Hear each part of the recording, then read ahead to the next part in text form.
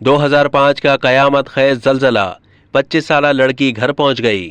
8 اکتوبر 2005 میں پاکستان میں قیامت خیز زلزلے میں 7 سال کی عمر میں لاپتہ ہونے والی لڑکی 17 سال بعد اپنے گھر جہلم پہنچ گئی۔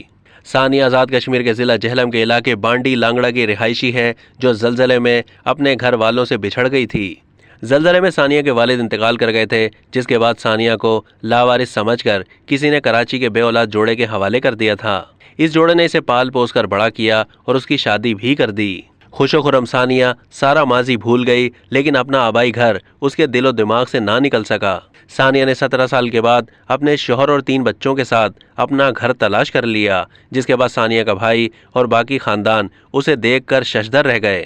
لڑکی کا اس حوالے سے کہنا ہے کہ میں جب کشمیر پہنچی تو یہاں سب کافی مختلف تھا، عمارتیں بن گئی تھیں، لیکن پھر بھی یاد کر کے میں نے اپنا گھر ڈھونڈ ہی لیا۔ اب تک کے لیے اتنا ہی۔ مزید معلومات کے لیے ڈیلی جنگ کے YouTube چینل کو سبسکرائب کیجیے۔